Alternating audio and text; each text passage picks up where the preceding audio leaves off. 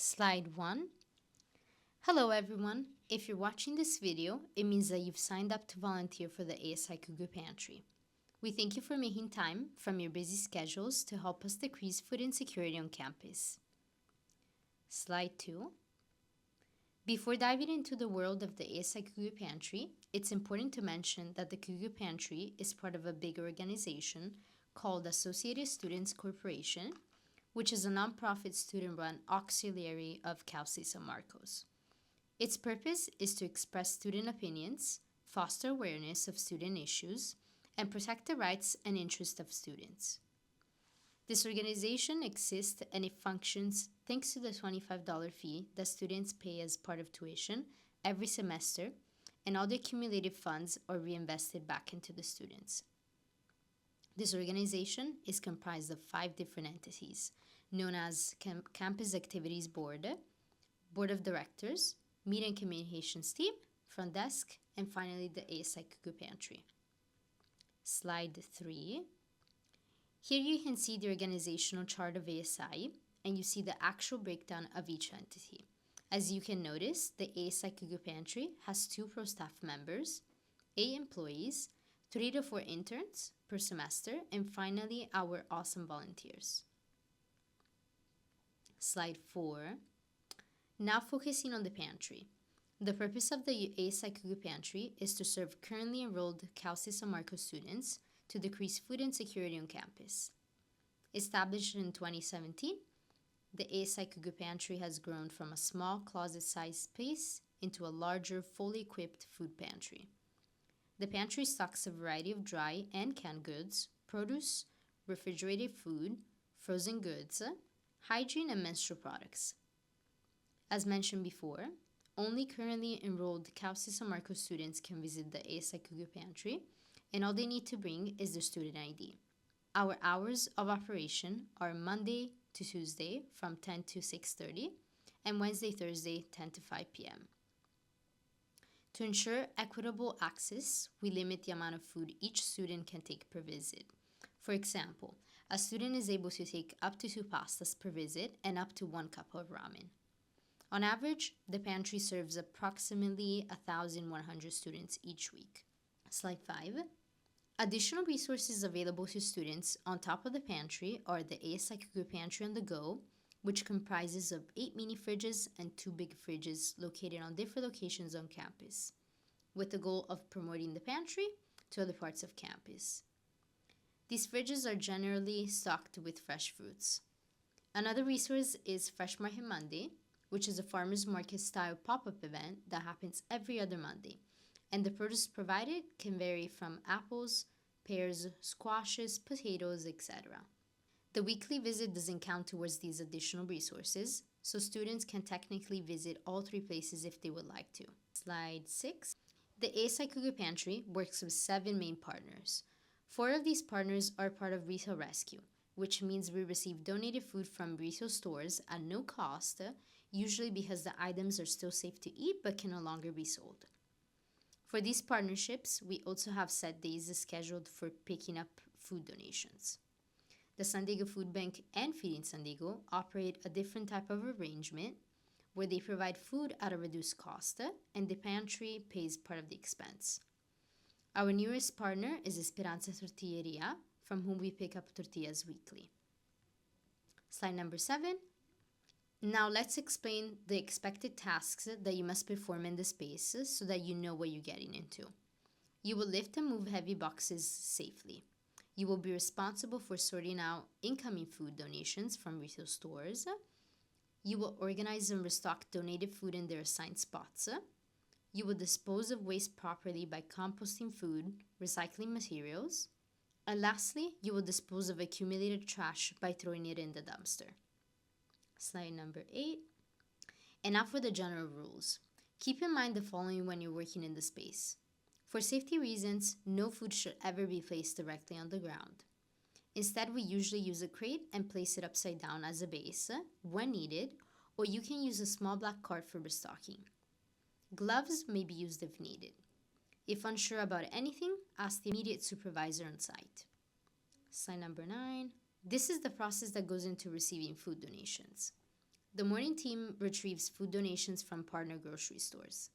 In the meantime, the volunteers and the ASI Cougar Pantry specialists prepare 2 empty flatbed carts and 1 empty black small cart before arrival and leave them outside by the parking spot. Assist with unloading boxes from the van onto carts.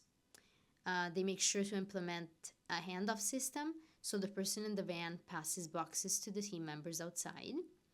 We all communicate if a box is too heavy and use proper lifting techniques since we want to avoid any injuries. We also stack boxes securely and neatly to prevent damage, and we also transport all donations back to the pantry once unloading is complete.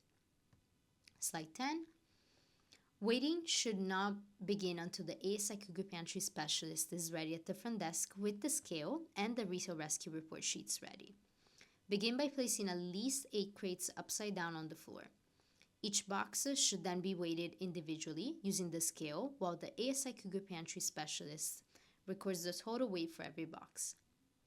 After each box is weighted, place it on the top of the crates. Continue this process until all boxes have been weighted. Slide 11. All donated items should be inspected for safety and quality while sorting takes place. Gloves are recommended during this process, and staff should ask the supervisor for compost, recycling, and trash bags before starting. Work through one box at a time, first checking each item for safety and quality. If a food donation passes the check and is safe to consume, place it directly into the appropriate storage area. If an item does not meet safety or quality standards, set it aside for disposal. As food is sorted, properly separate all waste into compost, recycling, or trash to maintain organization and cleanliness throughout the process. All the accumulated trash should be all together on one of the flatbed carts. Slide 12. Common donation categories include produce, refrigerated goods, dry goods, frozen foods, hygiene products, and miscellaneous non-food items. Slide 13. Frozen foods should be prioritized first, as they can thaw out quickly if left out for an extended period of time. Before placing food in the freezer, check all best-by dates using the extended shelf life guide. Frozen meats must also be inspected for any ripped or damaged packaging and should be discarded if the packaging is compromised. When storing items, place frozen meats at the bottom of the freezer and keep similar products grouped together to help maintain organization and prevent cross-contamination. Slide 14. Refrigerated donations should also be prioritized to ensure the food remains cold and safe for consumption. Before storing products, check all best-by dates using the extended shelf life guide. Most refrigerated items should be stored in fridge 2, while products in large quantities, such as eggs and cheese, can be placed in fridge 4. As items are stocked, organize and group similar products together to maintain organization. Any items with ripped or open packaging must be discarded, and staff can also rely on both sight and smell to identify any spoiled or unsafe products. If unsure, please ask any available supervisor. Slide 15. This slide shows how we organize food in fridge 2 and fridge 4. Fridge 2 has a mix of items like dairy, prepared foods, produce, and packaged goods, while fridge 4 is mostly used for eggs and yogurt products. Slide 16. Check produce for quality check before keeping any items. If you're unsure whether something is safe to distribute, ask the supervisor for guidance. Signs of spoilage include mold, severe bruising or deep cuts, leaking juices or sliminess, a soft or mushy texture, and any unpleasant odor. Minor imperfections, such as small bruises, are acceptable as long as the produce is still edible and safe to consume. Be sure to check best-by dates on prepackaged produce when available. Any fruit or vegetable that appears unsafe to eat, rotten, or contaminated should be thrown away, and all approved produce should be stored properly to help maintain freshness. Slide 17. This slide shows how to quickly identify spoiled produce before deciding what to keep or discard. We look for clear signs like mold, deep bruises, leaking juices, a slimy texture, or any bad odor. This usually means the food is no longer safe to consume. However, small blemishes or minor bruises are okay as long as the produce still looks, smells, and feels normal. Slide 18. Most produce should be placed in fridge 1 and stored into crates. So the veggies needs to be separate from the fruits. While extra produce can be stored in fridge 3 or as needed. Only refrigerate produce that requires cold storage and avoid placing potatoes, onions, garlic, or squash in the refrigerator. Not refrigerated produce should be kept in crates near the manager's office, ideally on a flatbed cart, if available. As mentioned before, when organizing produce, group similar items together and avoid mixing fruits with vegetables to prevent cross-contamination. Slide 19. This slide shows how we organize food in fridge 1 and fridge 3. Fridge 1 is where we keep a mix of fruits and vegetables, and fridge 3 works as an overflow space for any extra produce that doesn't fit in fridge 1. We also store prepackaged salads from retail donations here. Slide 20. Dry goods are typically smaller donations, most commonly bread and snack items, and can usually be sorted last since they are not highly perishable. Be sure to check all items for best by dates and any signs of spoilage using the extended shelf life guide. Store bread and pastries on the designated bread pastry shelf and place snacks on their assigned shelf to keep the area organized. If canned goods are acceptable and undamaged, ask the supervisor where they should be stored. Any cans that are severely bruised or dented should be discarded. Slide 21. Non-food items may include hygiene products, household essentials, decorations, supplements, and medications. When sorting these donations, inspect all packaging for damage and check best by or expiration dates. Most non-food items should be placed on the shelves located in the last aisle and organized by category to keep the space tidy. Be sure to avoid any appropriate items, and when handling supplements or medications, check with the supervisor if you're unsure whether the product is approved. Slide 22. When sorting food donations, it is important to properly separate any items that cannot be kept. Begin by setting up 3 different trash bags: a green bag for compost, a blue bag for recycling, and a white bag for general trash. Slide 23. Starting with the green bag, this is for compostable food only. Dispose perishable food without its packaging in this bag. Be mindful not to overfill it, as it can become heavy quickly and difficult to throw away later. For example, if you receive a moldy container of strawberries, place the moldy strawberries in the green bag and the empty plastic container in the blue bag. Acceptable food for the green bag includes produce, deli meats, eggs, including the egg container if made from carton, pre-cooked meals, and wet cardboard. Slide 24. The blue bag is for recycling. Only place empty plastic or paper containers as well as hard plastics in this bag. Any clean, empty packaging from prepackaged food should also go here. Slide 25.